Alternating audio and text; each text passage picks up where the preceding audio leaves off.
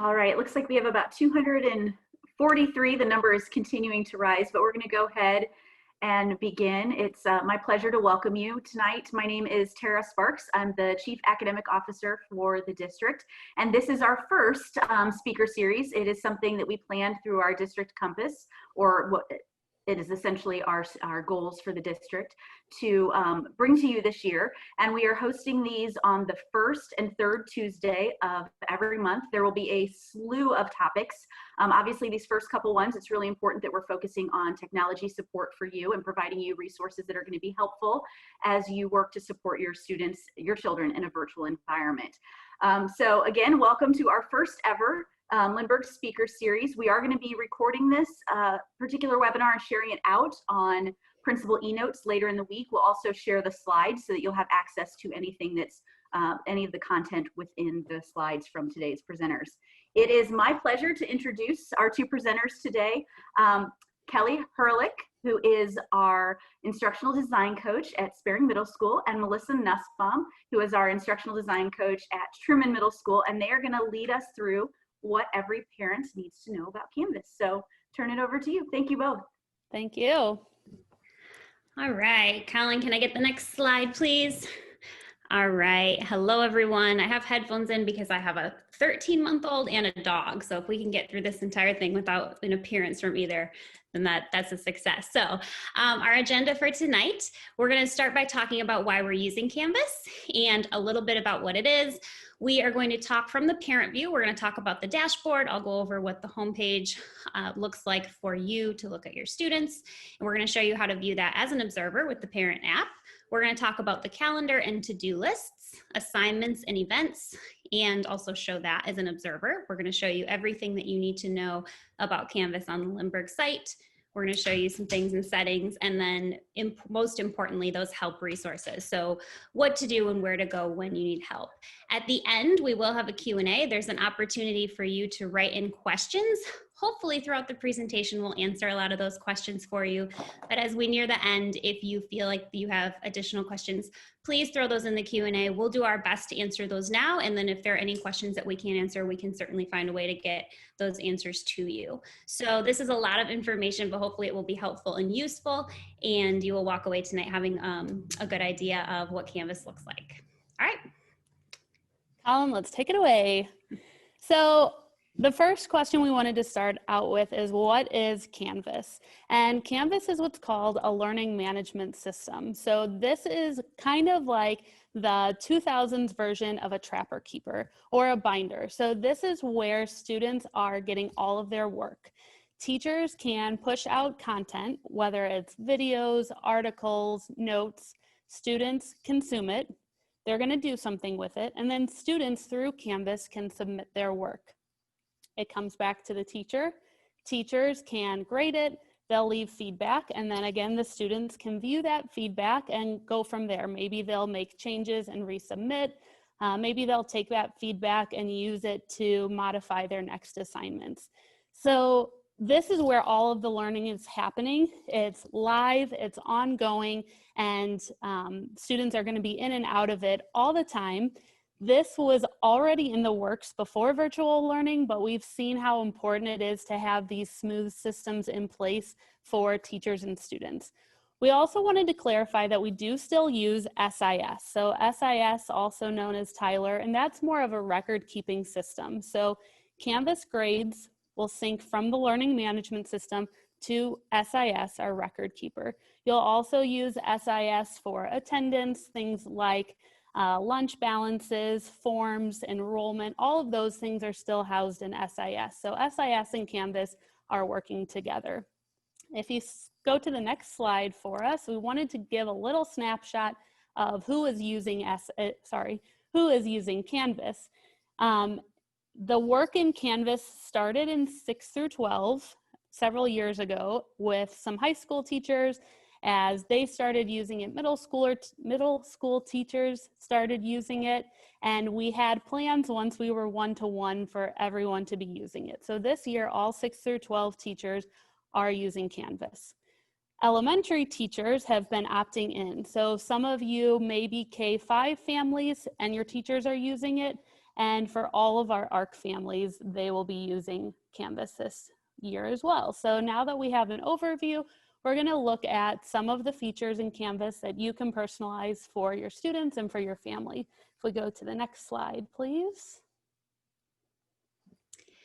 Okay, so the next few slides, we're going to be looking at the dashboard. We're going to look at what it looks like when you're in a course and look at some of the other stuff that you see when you are in Canvas. So on this slide here, if you look over to the left, there's this green navigation bar. This is called global navigation, and this will stay with you no matter where you are on Canvas. You will always see this global navigation on the left side. So you can access your account, the dashboard, which is what you're looking at right now. So anytime that you go away from the dashboard, if you go into a course, if you click that dashboard icon on the global navigation, it will take you right back to this page. You can look at the courses, the calendar, the inbox has any messages that students and teachers are sending to one another. And then there's the help at the bottom. So when you're looking at this dashboard, this is all of the courses for your student. Now, if you have multiple students, you are going to see all of their courses on the dashboard. So there is a lot here. So what's really great about Canvas is that there is opportunity for you to personalize this a little bit. So if you see those three little dots in the top right corner of each course, you have the opportunity to do a few things. You can change the name, you could give it a nickname to personalize it a little bit, or you can move it. So if you want to manipulate the courses moving up and moving down, you can do that. So it's a really great opportunity for you to be able to make it work for you and for your family. So when you're in the dashboard, this is what you'll see. Once you click on one of those courses, it will take you to that course page, and that's what you see on the right there. So that would be a view of if you were in a course, and then from there you're going to see another navigation, which I'll take you to later. All right, can we go on to the next one? Okay, so here is just another view, and so if you'll notice on the left side, you still see that green global navigation. Like I said, that will stay and follow you, so you'll always see that on the side. You can always get back to your dashboard that way, to the calendar. So you see those three dots again in the top right of the course. Again, you can use that to create a nickname for your course or move it. If you look in the top right, there are three more dots, and it says click these three dots to change the view. If you click that, it will change to a list view. So instead of seeing all the tiles on your screen, it will just change to a list of classes. And so if that's a view that works better for you, that's also a really great opportunity. On this right sidebar, if you look all the way to the right, what you get is kind of a list. It's like a live list of things that are happening. So on the top is the students' to-do list. So these are all of the things that the students have to do according to their Canvas calendar, assignments teachers have created, tasks that they need to complete. And where it says coming up, this is calendar stuff. So anything that teachers may have assigned and given a due date. And so that, when you have it in your dashboard view and you're looking at all of your courses, that will be for all of those courses. So again, if you have multiple students, you're going to see multiple assignments populating in there. And so I'll show you on the next slide how you can look at that on kind of a course by course basis.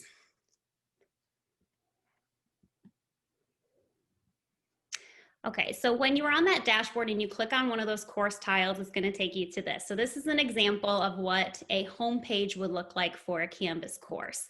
So again, if you look on the left in red, you see your global navigation, but now you see in yellow, you have course navigation. And so this is going to be specific to each teacher's course. Now teachers can pick and choose what is showing up in that course navigation. So for different students, that might be different. So if you're noticing in your student's Canvas page that that looks different for different courses, that's okay, because those can be manipulated a little bit. So in that yellow course navigation, this is where you can see things like assignments, discussion posts that a teacher has posted, grades, syllabus, anything like that. And that's course specific. So anytime you go into a different course, you'll see a different navigation there.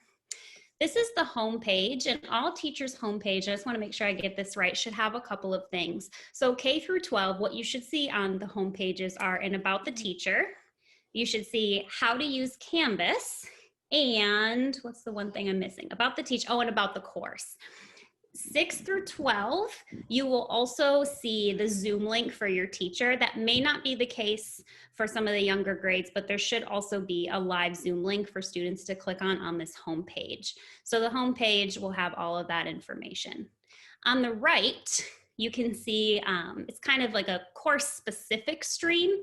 So when you were on the dashboard, there was a lot of information for all of the courses. This is going to be a more course-specific information to-do list. You can zip right to the course calendar, any course notifications. Course notifications would be something if a teacher wrote a quick announcement or there's a due date coming up, it'll notify the students. And so you can look at that on the right side there as well. So this is just a homepage, and just really quickly, again, if you want to get back to the dashboard and you want to see all of those courses, you would do that from the global navigation on that green, over in the green here. All right, if we go to the next slide, we're going to start getting into the observer account. And I already see some questions coming in the chat about this. And for families, this is probably the most important slide, and we're not going to take the time to walk you through the tutorial of becoming an observer. But this information is all available on Lindbergh's website, and we're going to refer to this site a few times tonight. If you go to Lindbergh's website and then click on Programs and Services, click on Blended Learning, and then Canvas, you're going to find these directions. And again, this presentation will be available later, so don't feel like you have to remember all of these. But when you go to this website, it's going to walk you through becoming an observer for your student's account. And you'll see that you will need a mobile device or a computer, and you'll need your students logged in on their device. So when they log in on their account, they're going to get an observer code for you to add to your parent account or your observer account. Once you do that once, you are always connected. So you don't have to remember to do that each year. You will automatically be added to all of your students' courses. I saw a question for some people, if you've used Canvas as an observer for older students and now maybe you have a younger student coming through, you will be able to add their observer code to your account. So that's no problem at all. You'll just have your one observer account, and then you can have all your little ducklings in your nest. So those directions are on the website, and there are videos that will walk you through it. If we go to the next slide, I also saw some questions, and here's where we're getting into a kind of a web of things here. Canvas offers an app and the website for both teachers, students, and parents. So we have a lot of options and a lot of different views and settings. It's really important that we recognize that the apps and the websites are different for students and for parents. And I think a lot of the troubleshooting that we see comes from parents using links to try to get into the student site. And it's not always clear when that's happening. So sometimes if you get an error, it's because you've been sent a link to try to click into something of your students that's on their end, not on the parent end. So what I'm showing you now is a view of a parent app, and that parent app is great for like a flyover view. So if you just want to manage all of your children in there, you can see on the very left it says manage students. You're going to get a picture of their schedule. You can click on each class, and then you can click into the class. And we're at the beginning of the year, so we're not going to talk a lot about grades just yet, but you can see in the picture all the way to the right, you can see that students have submitted an assignment. And so we know that as parents, it's hard to know if a kid is being totally honest when they say, oh yeah, I finished that. So you can go into the app and you can see, yes, they've submitted it, and the teacher just needs to grade it. So this is all in the app view. Let's say you're in the app and you need more details on an assignment. That's a situation where you're going to want to switch to a web browser. So for the students too, we're trying to teach them and train them that the app is limited, gives you a great view, but there are going to be times when you want more detail and you want to switch to that web browser view. If we go to the next slide, we'll get into calendar, and then we're going to come back to the app browser issue in a little bit. Okay, so one of the great features of Canvas is the built-in calendar.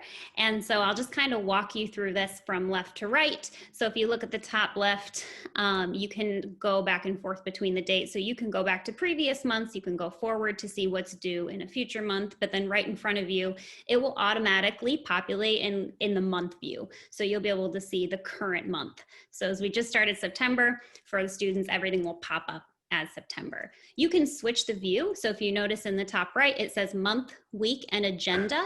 So you can look at just the week view. If this is too much, you can just look at the Monday through Friday, what's due, what's going on. If you click agenda view, you're going to get a list view. So this will give you a list view of the dates and everything that's going on. So again, this is really a great opportunity to be able to personalize it, whatever works for your family. What's really cool is this plus button in the top right next to agenda allows students to create an event of their own. So if they wanted to create a study group with a friend, or if they wanted to put their own notification that something is due on their calendar, they can just go ahead and click that plus button and they can add an event and it will go onto their calendar. If you look at the calendar, you'll notice that a bunch of things are crossed out. Those are assignments that have been submitted or are past due. So those assignments are essentially completed. And so that's why they're crossed out. From the parent view, you will not see that. So you won't see the crossed out assignments. So if you are looking at your student's iPad at their calendar view, you will see that. But that's just one thing that from the parent view, you will not be able to see. You'll also notice that the assignments are different colors. So if you look over on the right, on the bottom where it says calendars, those are all of the different courses. So all of the different courses have a color. Those are check boxes. So you can check and uncheck those and it will take away the information from the box that you uncheck. So if you take off computer science, if you uncheck that, it will take off all of those assignments. And if you check it, you will put it back. So again, like I've said, if you have multiple students, you are going to see everything from all of the students, and that might be really overwhelming. So you can uncheck certain courses that you don't want to see in that moment. So kind of the more students you have, the more you're going to see on this calendar. But it's nice because you can look at everything and you can kind of sort it out by what you want to see. You get a whole calendar view up in the top right. And then the one last thing that I'll share is on the bottom right where it says undated. Those are just things in the calendar that were not assigned a date. So the teacher may have something that doesn't have a due date. So it's still on the calendar, but it doesn't have like a final submission date. And to get to the calendar again in that global navigation over on the left in green, you can see that that calendar icon is highlighted. So you can get to it right there. You can also get to it from inside the course. So there's a lot of different ways. So the calendar is really nice to keep track of assignments, time management, and then a lot of cool features there. Okay. All right. Seeing a theme again, notifications can and should be personalized. Do what works best for your family. So you've seen it in the calendar. We're going to see it again in our settings. There are a lot of options and we want everybody to have what they need. So if we go to the next slide, we're going to see the menu of settings. And this is just one screen grab. So we could have scrolled and scrolled and scrolled. And we wanted to point out that you can change these to do what works best for you. Under the word notification preferences, we wanted to draw your attention to the different symbols. So you can be notified right away. You can get a daily summary, a weekly summary, or don't send me anything. Depending on the age and the needs of your students, we want you to have your settings so that it works for your family. You can turn all of your email notifications off if you're someone who will go and check the app. Or maybe if you don't want to have to think about going and checking somebody, you want those email notifications. So do what works for you and kind of take a scroll through those settings. There are settings on the website and also in the app. You can add your cell phone and get text message alerts. You can prefer to keep that off. So whatever works for you. I'm seeing some questions about students' view, and we're in extraordinary times. And so I want to remind everybody that technology issues happen in the classroom even when we're face-to-face. So the first weeks of school, we're teaching kids routine and we're helping them remember their passwords. But even at the last day of school, we're still dealing with dropped Wi-Fi or a forgotten password or a Chromebook that won't log in. So technology issues are nothing new for us. It's just this new environment that we're working through those. So our goal as teachers is to help teach students how to use these tools so that they can take ownership. So something that kids are doing in these first weeks is looking at these notification settings and learning to use these tools so they can be a part of their learning and take ownership of that. If we go to the next screen, you'll see a preview of what the settings look like in the app. Again, if you are looking at the Observer app, you have the option to view each one of your students that are added. A student app will look a little bit different. And I saw a question in the chat about mixed messages about when to use the app and when to use the browser. And again, reiterating that the app is just a flyover view. Some things you'll be able to quickly check in the app, but for doing any of the heavy lifting, turning in assignments, viewing feedback, things like that, students will need to use the browser. So this is part of our beginning of the year teaching of helping kids and families understand when can I use which view.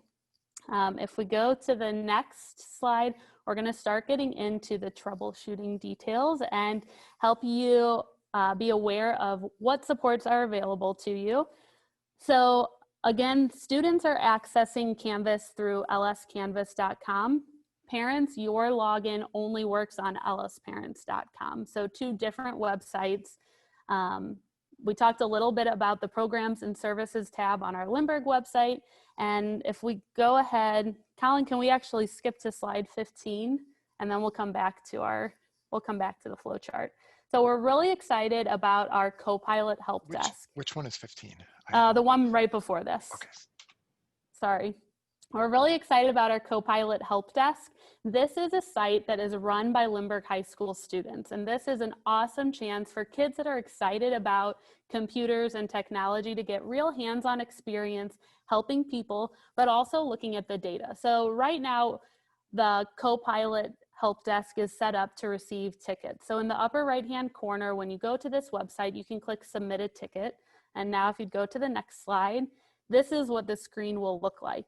And we need everybody, whether you're submitting a ticket or just emailing your teachers, if you could include as much detail as possible about what device you are trying to log in, specifically what kind of error message are you seeing, what, if you can take a screenshot in the bottom right-hand corner of this page, you can attach a screenshot.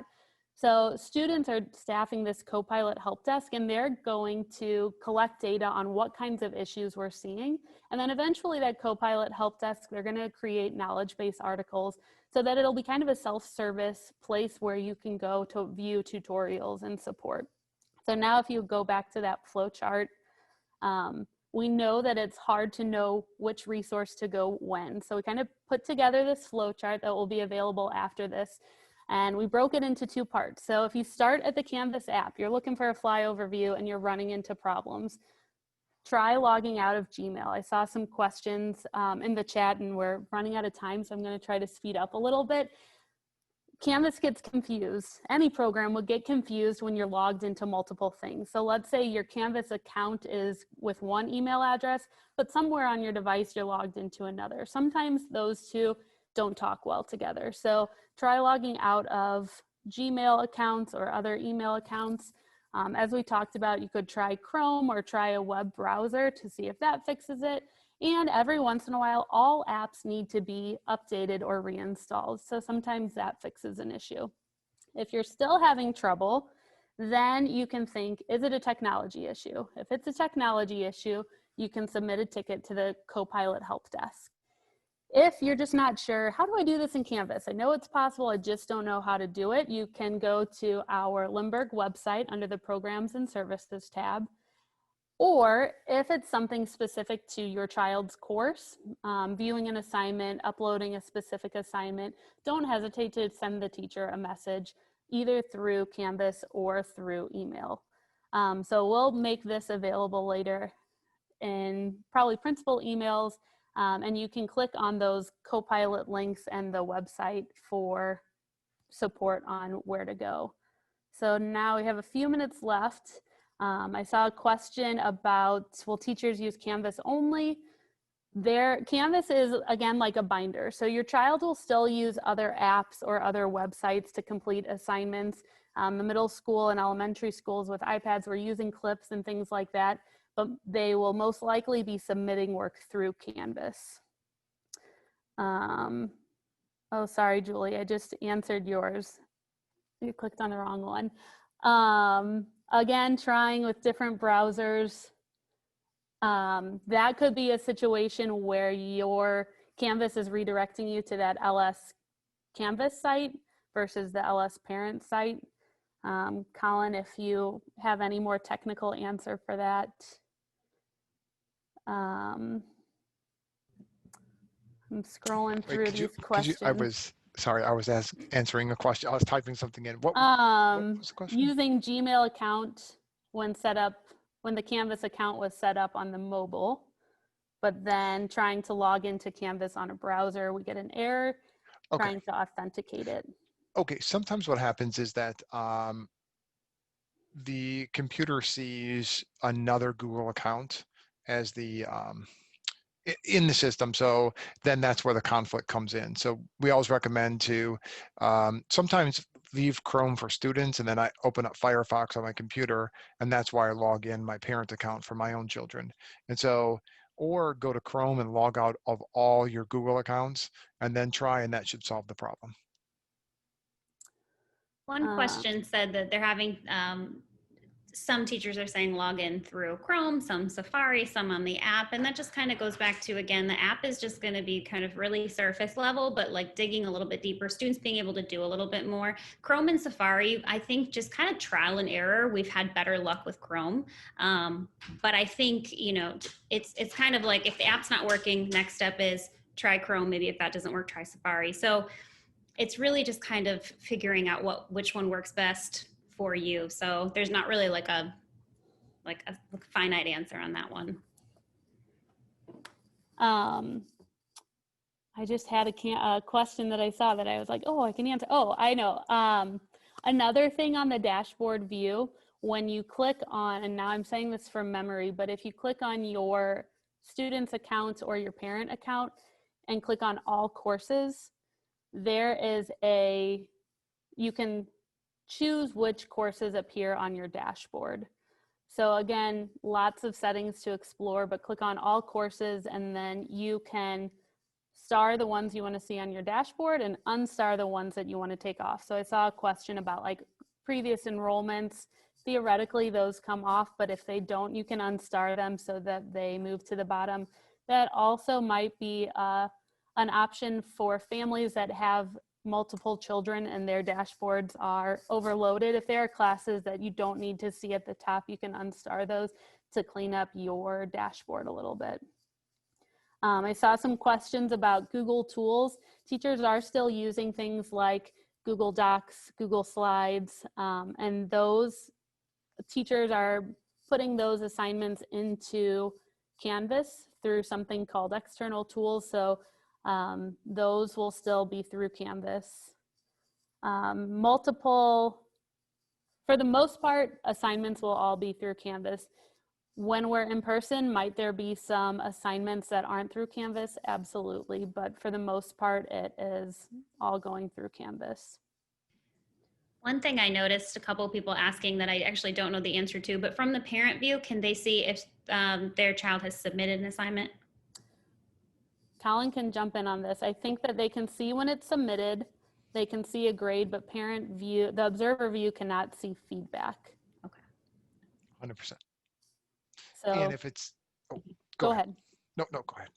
Oh, I go ahead. I was going to say, if my son or daughter turns in a Google Doc, generally I can't see that.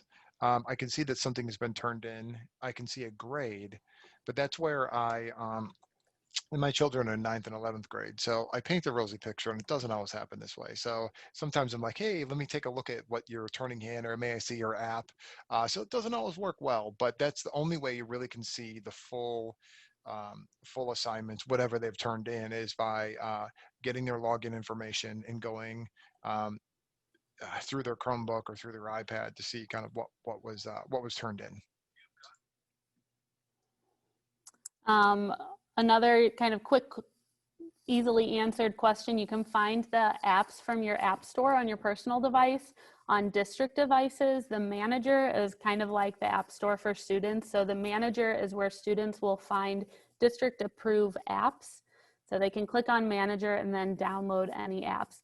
The Canvas app should already be on district approved devices.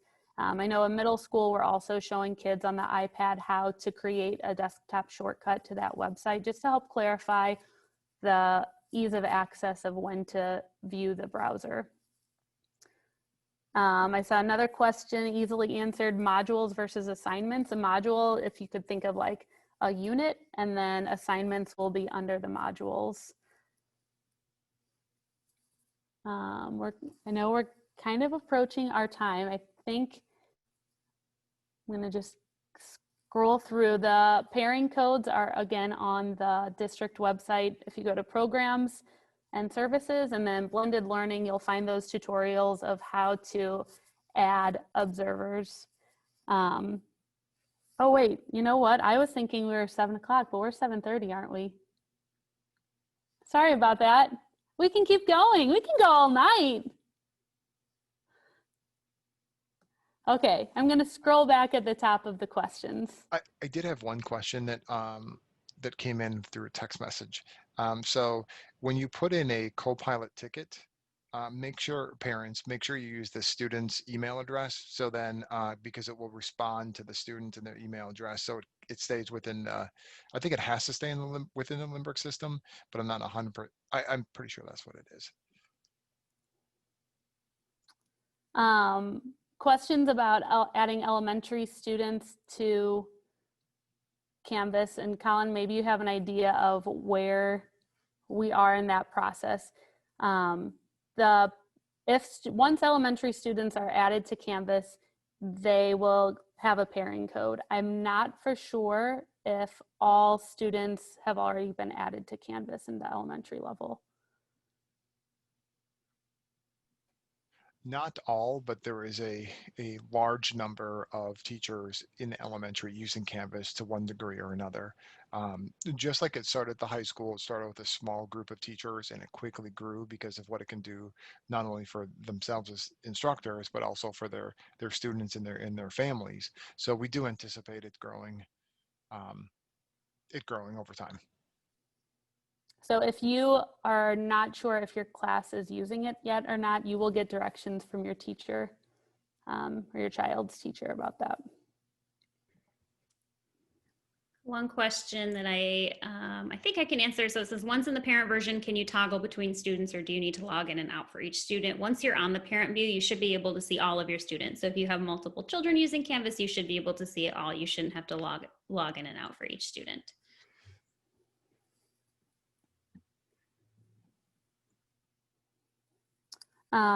Rebecca asked a question about the Google submission, and I'm not sure if we answered it or not. So Rebecca, if you still have questions about the Google functionality, feel free to type that back in there. I think we've addressed the app versus web browser, so I'm going to say we answered that live, but again, if you feel like you still have questions for that, feel free to type it again. Thank you, Philip, for letting us know we're doing a great job. Kelly and I haven't been nervous about this at all. No, not at all today. Not at all. A question on here, who do we talk to if assignments are not being loaded by Sunday for the upcoming week? So I think, and you can correct me if I'm wrong, I think teachers have to at least have the kind of agenda or the overview of the week posted by Sunday. So they may be adding assignments throughout the week. So if assignments aren't posted by Sunday, that doesn't necessarily mean that there won't be any. It just means that the teacher's giving kind of an overview of the agenda for the week, but the assignments might be kind of filtering in. And that's an example of something that we've been talking a lot about. We're all relatively new to this. And so that was something that when we were having conversations about what's helpful for a family to know on Sunday, you know, we realized as we were pushing things out that what you see as a parent isn't always easily viewable. So that's something that we're taking feedback on. We're talking with teachers about how to make it useful for families, what needs to go in that announcement. I know we got some feedback that teachers included a link, which seemed really easy, but then that link would take them to LS Canvas and you couldn't view that as a parent. So we're working on tweaking those things as we go to make it streamlined so that families have what they need in kind of that one-stop shop. Question again about clicking for notifications, but it kicks you out of Canvas. You should see your name as the account in the Canvas app. The parent name is in the upper left, and then it'll have an option where you can manage your students that are that you're paired with. So if it's kicking you out of that app, it could be an issue of multiple logins in places, or if you're clicking on a link, the Canvas app thinks it's taking you to LS Canvas, which is our student side. So that could be a possibility with the notifications there.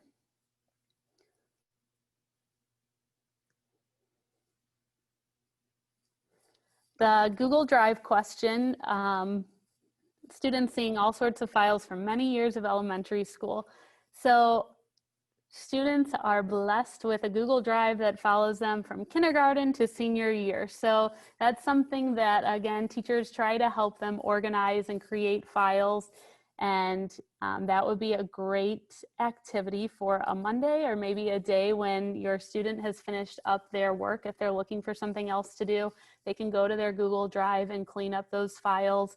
A great system is to make a folder for each year and then pop those files into different folders, or just go through and delete. I know our middle school students always laugh at some of the elementary work that they still have in their Google Drive folder. So coming up with an organization system is helpful. The Canvas app, there's a student version that is red, a teacher version that is yellow, and a parent version that is blue. So as you're looking through the App Store, make sure that you're following the right color, red for students or blue for parents. And again, then when you're creating those logins, making sure that you're following the right username. And we know it's a lot to keep track of, and we're sorry about that.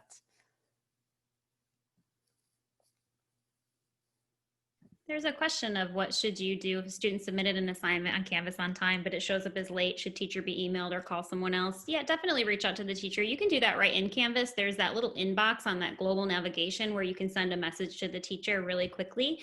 But yeah, anytime a student submits an assignment, it will show like the exact timestamp of when they submitted it. And if the teacher put an assignment due date, that due date will show up in the calendar. And if the student submits after that due date, it will automatically kind of show up as late. But depending on the teacher, if you want to ask, just go ahead and send a message. You can do it right in Canvas. A question about Chromebook. We've been talking a lot about the apps. The Chromebook does not need the app. They can just go to the web browser. Students will go to lscanvas.com and they don't need the app. Another question about Clever, and I'm gonna give my answer, but somebody feel free to jump in. So Clever is a password manager. So when a Lindbergh student is using Clever, they're logging into that, and it's going to keep track of all of their passwords for things like BrainPop or Dreambox or IXL or Seesaw or all of these other programs that we use to support curriculum. So they will still have Clever as a way to kind of keep their passwords protected and organized. So your teacher will, I know in elementary especially, teachers often give a QR code that a student can scan with their camera, and then it will take them to Clever so that they're already logged into the other things that they use. Again, Canvas is a binder, and then Clever will help them organize the passwords for any other programs that they're using. Is there a paper copy of these directions for those of us who are more visual? We will be posting this on the website after, so you'll have the opportunity to go back if you want to print it or review it. All of the links will be there. And then on that flow chart that you saw, that troubleshooting flow chart, there's links in there too, and those will be clickable and they will take you where you need to go. So yes, this will be available afterward.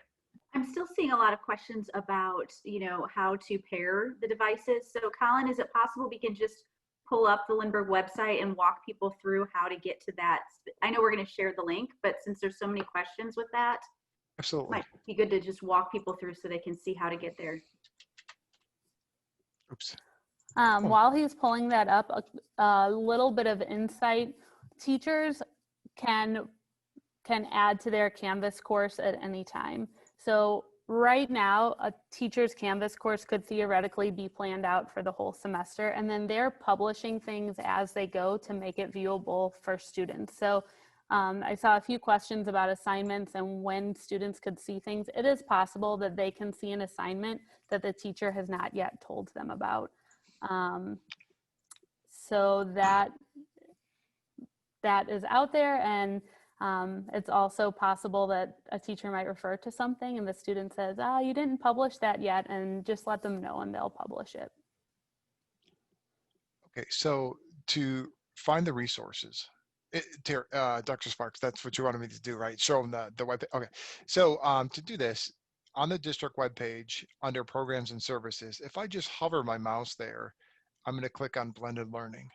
But sometimes on a mobile device, I just click too fast and it will come up to a page that looks like this. And again, I just click blended learning. And then the far left-hand side, or at the mobile device, there's like 3 dots. I like to call that the ice cream cone. So you click the ice cream cone, you go to drop down and you click on Canvas. What we've done is broken this down into small chunks. So it's really nice because we have a video here, just an overview of Canvas from a student's point of view, how they log into Canvas as a student. But this is really the one you want to take a look at. It's the overview for parents. And so coming down here, we do break it down, just like we've talked about tonight. This is how the students access. This is how you as parents access. But this is probably what you're really interested in, and is how do you create a parent account? And so it's going to break it down to how do you do it on a computer, how do you do it on a mobile device, and a little bit of walking you through the Canvas app itself. And down here is some additional supports that we have that link to some internal things and some external things. I think really the key is you will need your child next to you because they generate the secret code that you put into your device. And that's what links the two together. And just to jump in, it's a little tricky to show what that pairing code actually looks like because we don't want to share an actual student account for privacy reasons. So we can't just open somebody else up. I'm going to pull up my son so just you can see that. The pairing if code. Anybody would like to volunteer to be an observer for Colin's son,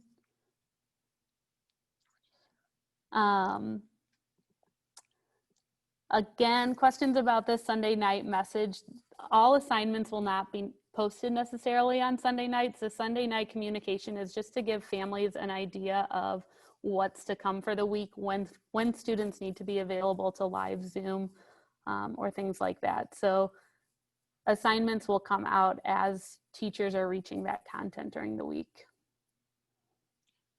To find the pairing code, when you're logged in, this is in the app also, but or just here on the web, we're looking for in the upper left the account. And then you want to go to settings. And I've told my son don't pair with Aiden. Feel free to.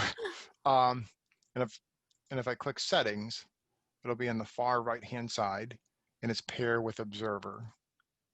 And if you click that, this is the one-time use code. It's only going to work for one of you. And so when I click, so this is what I would put into my parent account to be able to link my parent account to his account. Now, if my wife wanted to do this as well, then I would use the code because it's only good for one time. Then I would click pair with observer and it would create a new one. A lot of times though, I don't like this one because I can never tell if that's a 0 or an O. And so I just click OK, and then I do it again just to generate a new code. You can generate as many codes as you want, and the code will expire after, it's either 3 days or 7 days. So just make sure if you generate the code, you use it within the next couple of days. So Colin, if you have multiple students, would you then just go to that page and then pair the code and add that one in as well? Yep. And then for Okay. like my daughter, I just go to her account, grab that code. I use it, we generate a new code, Jen uses it, and then we're all connected. And my kids love it that we're connected to their accounts. And there aren't any kids on this call, right? You should stay connected then forever until students unpair. So as long as students don't figure out how to change the pairing codes. Actually, they can't.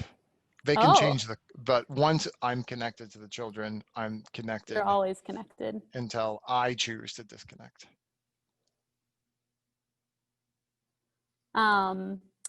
Somebody asked, will the question and answer be available later? And I don't think the question and answer chat will.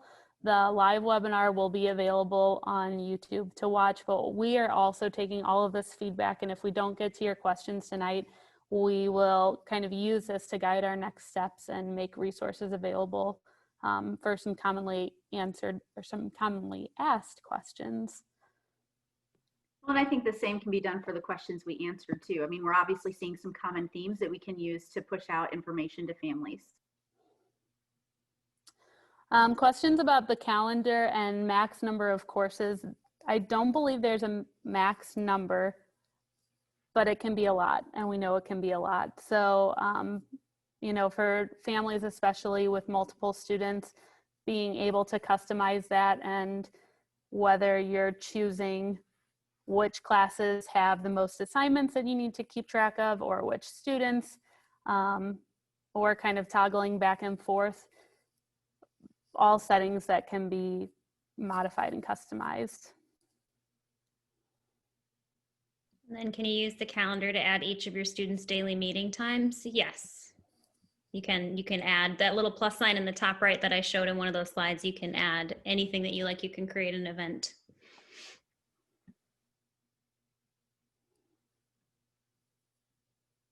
All right, are we seeing any more? I feel like we're hitting most of the themes of questions. Is there anything else that's sticking out to you that we need to answer? Otherwise, we can go back and, I know we've still got some time, but we can go back and review these and see what information we need to do as a follow-up for families.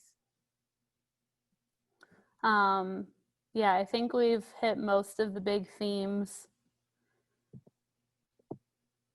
Somebody noted that Canvas and SIS are linked together. So your child was in Canvas through their SIS courses, and our big shout out for the principals and counselors who have been working tirelessly this summer to make schedules that work for so many different students in so many scenarios in ARC and in person. So as I was reading some comments this summer, I felt like it was a million-piece puzzle of an ocean, and they were putting it all together. And then like 2 weeks ago, they were like, oh, by the way, it's gonna now be a puzzle of a grassy field, and here are green pieces. So they have been working and, you know, figuring out what is gonna work for each student. So if we are running into some roadblocks between SIS and Canvas, we're dealing with extraordinary circumstances, puzzles that we've never had to put together before. So we're encountering some problems and situations that weren't an issue in previous years, that we're working the best we can to figure those out. Yes, and we are seeing firsthand, these teachers are really working in these classrooms to make the experience the best it can be for students. So they are in there working super, super hard. And I mean, everyone at Lindbergh, I'm new to Lindbergh, so just kind of seeing how everyone is giving all of this attention to the kids is really great. So hopefully this was helpful. Well, and a thank you to both of you for sharing your expertise tonight and all the work you're doing with teachers and supporting the ongoing rollout of Canvas. Obviously, Colin Davitt with us as well. He is our coordinator of blended learning, and he is actually the man behind all of Canvas. And there he is, live and in person, yay. Just as a reminder to everyone who's still with us, we are recording this and we'll be sharing it out with you within Principal eNotes later this week. And we'll also include the link to the slides for you to go back and view at your own pace. So thank you to everyone who joined us tonight, and we look forward to developing some FAQs based around your questions.